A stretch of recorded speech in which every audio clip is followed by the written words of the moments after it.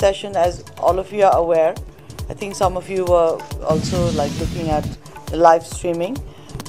This was the formal inaugural part of the Sambad, including unveiling of Sagarmatha Sambad banner by the Right Honourable Prime Minister KP Sharma Oli ji. The Right Honourable Prime Minister addressed the session of the Sambad. He presented the vision of the Sambad and its importance as the world faces many pressing challenges, including climate change. He also underscored the power of dialogue to address the challenges. Before the address, the Prime Minister officially unveiled the government's NDC 3.0 and handed it over to the COP29 President, His Excellency Mukhtar Babayev. I welcome the distinguished guests, as you all saw, at our cherished homeland, where Sagarmatha has the resilience. Now, given the context of climate loss and damage, there have been learnings in the past on PDNA because it was, as I mentioned, about 15 years back it was developed. Since then, it has never been sort of reviewed thoroughly and changed thoroughly. So there have been learnings during this whole process. One is, of course, this non-economic losses issues, slow onset events, and also another third dimension is conflict sensitivity. Disasters happen in all kinds of contexts. So there have been gaps on the PDNA methodology which exists as of now. And since last year, because the PDNA is basically owned by the whole UN, it was developed by the UN system together with other partners. So now the process of reviewing the PDNA process, integrating slow onset events, non-economic losses, conflict dimension is being undertaken, and it's being undertaken with the various UN agencies and partners. For example, UN Women is leading on gender issues, UNICEF and WASH, WHO on health. Likewise, number of other UN agencies are involved, and they are all contributing to revision and updation of PDNA. So this is an ongoing process, and we are very hopeful that by the probably early 2026, we will have more revised and updated version, which will respond to the needs of climate loss and damage. And we see very good connection there, because PDNA, as I mentioned earlier, is a process owned and led by the government. And then when we plan recovery strategy, which includes short-term and long-term strategies, there we also identify the financial needs. And that could be a pathway to connect it with the fund for responding to loss and damage, and also other sources of finance which the government can access. Right Honourable Prime Minister of Nepal, KP Sharma Oli, distinguished ministers, excellencies, ladies and gentlemen. It is a privilege to address the Sagarmatha Sambad, which is inspired by the world's highest peak. Sagarmatha, also known as Everest, stands as a beacon of resilience and a symbol of human perseverance. Yet it also bears witness to the fragility of our planet, reminding us that even the mightiest peaks are vulnerable. Nepal and the majestic Himalayas are on the front lines of today's climate crisis. This unique ecosystem with its glaciers and rivers is a lifeline for nearly 2 billion people across South Asia, sustaining water resources, food, security, livelihoods, and economies. It is also a sanctuary of biodiversity, nurturing numerous rare and endangered species. This unique landscape now faces an existential threat. In the face of climate change, glaciers in the Hindu Kush Himalayan region are retreating at an alarming rate. This loss was 65% faster from the year 2011 to 2020 compared to the previous decade. The region also experienced historically low snow cover during the winter of 2024 to 2025, signaling an impending water challenges for millions of people.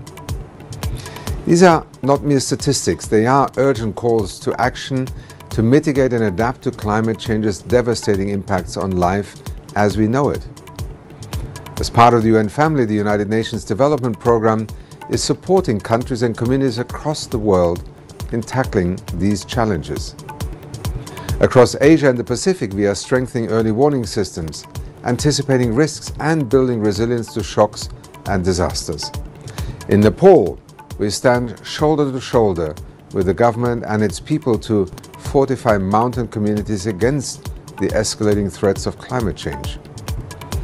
This includes efforts supported by the Global Environment Facility and UNDP to address the risks posed by the glacial lake outburst floods at the Imja Glacier Lake by creating artificial channels to lower the lake level, reinforcing the lake dam, and implementing monitoring and early warning systems. We are working to expand these efforts to other Himalayan lakes. UNDP is also supporting the rollout of hydromet stations in glacial watersheds to provide timely and accurate information on risks to communities. These initiatives mark notable progress, but the scale and speed of our response must increase. We need stronger transboundary cooperation because climate change does not respect borders. Therefore, UNDP has partnered with the International Center for Integrated Mountain Development, headquartered in Kathmandu, to enhance resilience and promote sustainable development across the Hindu-Kush Himalayan region. UNDP is also supporting governments to access new sources of climate and nature finance. That includes assisting Nepal in developing an innovative green finance mechanism. Nepal has also been an exceptional advocate for the mountain agenda, ensuring that the voices of mountain communities are heard in international climate negotiations. In this spirit, the UN General Assembly has designated 2023 to 2027 as the 5 years of action for the development of mountain regions, and 2025 as the International Year of Glaciers Preservation. Nepal's ambition to reach carbon neutrality by the year 2045 also sets an inspiring example for the world to follow. Through our flagship Climate Promise Initiative, UNDP is proud to support over 140 countries globally, including Nepal, in driving transformative climate action towards a resilient and thriving future for all. Right Honourable Prime Minister, Excellencies, ladies and gentlemen, Sagarmatha has long inspired generations to reach for the impossible. Let us rise to this challenge, uniting an unwavering commitment to protect the Himalayan ecosystem, preserve its irreplaceable biodiversity, and secure a sustainable future for the billions of people who depend on it. For the fate of these mountains is inextricably linked to the future of our planet. Thank you for your kind attention. And I want to acknowledge that warm welcome in a land of generosity, but also in a land of warmness. What I want to do in this keynote speech is to share with you 4 key messages. And one is to acknowledge together the problems that we face when it comes to climate crisis, what is that we're doing as a fund, but also collectively what we can do to be part of the solution. And like in any panel, I always like to be provocative with some food for thought, which I hope the panel members will take on and hopefully give us some insight. How do we address those challenges? And like in any conversation, it's important to make a commitment. And I also want to make a commitment on behalf of the fund and what we can do, again, to sustain the efforts that have been done so far.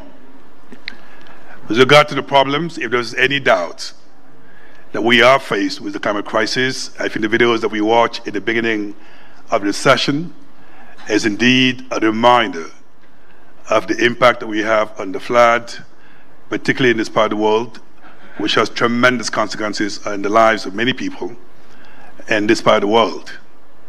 But the same problems also happen in the Caribbean, in Africa, in other parts of the world, where the tropical cyclone, the flood, and all the disasters that we've seen here happen in other parts of the world, are such what they have in common. There's a human face to climate crisis. These are the lives of people who are affected. These are the communities who are actually affected in a day-to-day life and livelihood. But there's also the infrastructure that need to be rebuilt, and particularly in countries that are struggling to meet the needs in other areas that are equally important. So you can imagine this crisis is an additional burden to most of the countries that are actually faced with this climate crisis. And that is why this kind of conversation, not only it's important, it is a conversation we should have for many, many years to come to make sure we can come up actually with sustainable solutions in addressing this climate crisis. Now, the solution is a combination of actions. What we do as a fund is part of it, but it's a bigger picture. I think number one, our fund has seen the day because of global solidarity. And I've seen some of the members here in the audience my good friend Rajit, who has been part of the civil society over decades. They've been making the case that the countries are going to be less to climate changes, unfortunately happen to be affected by climate change, so therefore we need to come up with the fund that's entirely dedicated in addressing the challenges of climate change, in this case, the crisis that I talked about earlier. So the mere fact that that global solidarity has helped to operationalize the fund, to bring it to what it is today, it is a testament what we can do when we come together as a community to be part of the solution. We can move mountains, and then we are in a country of mountains. Certainly that global solidarity is extremely critical. Now, that global solidarity got us to where we are today. We need to use that global solidarity to maintain the momentum of what made this fund actually a possibility, so that the communities, the governments that push so far to make this possible that we don't actually disappoint them, so we actually deliver on their behalf. I think the second part of the solution is how do we actually empower the government that they can be really on the forefront and making sure that we may provide the support, we may provide the funding, but ultimately for this solution to be actually sustainable, it's extremely critical that the government is actually at the forefront in assessing the demand, the needs. So what we bring in add value to what the government wants to do as opposed to the other way around. In my view, and I believe this is extremely important, not only for climate crisis, but it's important that we actually empower the government to be on the forefront in assessing the needs so we can bring in our support. I think the third area equally important, and that is that it's not just the government. There's a civil society. There is the indigenous communities who are affected by loss and damage. It is extremely critical in our intervention, in my view, and make sure we can be inclusive and transparent in reaching out to those communities so that all of us combined will actually play our part so we can address losses and damage, as I say, because of the human face and will it affect many communities. Now, on our side, as a fund, we're also doing our part. And that is to say, out of the funding that's already been mobilized, what can we do to begin to at least initiate some early intervention so we can begin to actually make the fund relevant to the number of countries that expect so much from us. And that is why at our last board meeting in Barbados, our board has decided to launch an initiative of $250 million out of the fundings that have been mobilized so far, which we call the Barbados Implementation Modalities. And that is our way of saying it is important. We began to actually intervene, learn the lessons, provide the necessary corrections so that as we mobilize more resources, we can be actually more effective. Now, in that Barbados initiative, one of the things that's extremely important, and it's not just launching an initiative, what are the access modalities we're going to put in place, respond to the demand, the expectation of the countries, so that we can provide funding where actually needed, as opposed to announcing millions of dollars that are not accessible to those who need them the most. And that is why, as we speak, my office is working on the modalities, working with the different stakeholders, and making sure that when we're ready to make a call for proposal, we actually provide the fund that's actually accessible to those who need them. Equally important, and that is, as the moderator has stated earlier, $763 million is way below the demand in addressing loss and damage in the most vulnerable countries. It's in the billion. So as we actually initiate early intervention, we need to think about the bigger picture. And that bigger picture is the long-term resources, is intervention that can be effective, impactful for the countries, so we don't actually disappoint them. Now, food for thought, there are four things I believe that the panel will have to discuss, and I look forward to hearing their views. It's number one, innovation. Today, if you look at the global landscape in terms of fundraising, in terms of mobilizing resources, it is an understatement to recognize it's going to be extremely challenging to mobilize resources business as usual. And that is why it's important, not only for the fund, but also for loss and damage, we begin to actually innovate the way we raise funding, going to philanthropy, private sector, all the players that could be part of the solutions. So that way we can continue at least to provide the resources needed in response to the demand. I think second, equally important, and that Brian, is partnership. You have less than 2 minutes left. I have less than? 2 minutes. Okay, I only need 1 minute. Okay, thank you. I really so appreciate. We need to build the kind of partnership whereby even if the government is not going to drive a seat, we providing the right partnerships so at least the government get the support that they need in terms of capacity building and so on. Last but equally important, and that is, I hope in your discussions, to think about that not one fund alone can actually provide all the solutions. So in the name of complementarity and coordination, how do we actually coordinate with other funds so we avoid duplication of efforts as we intervene with the countries? My last message is our commitment to continue engaging with all of you to make sure we get it right. We cannot fail the millions of people in developing countries that expect so much from this fund.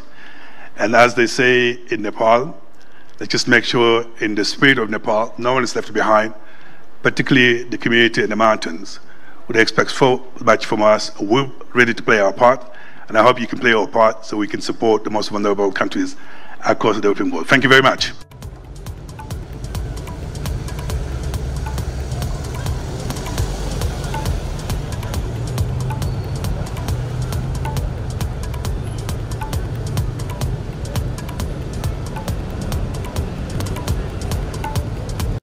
खबर जो जोड्छ सिधै तपाईलाई हामीसँग, जसको तपाईको जिन्दगीमाथि हुन्छ सीधा असर। खबरको त्यही तस्बिर, न बदलेर न डरेर, सचको अठोट लिएर सही सत्य देखाउँछौं हामी।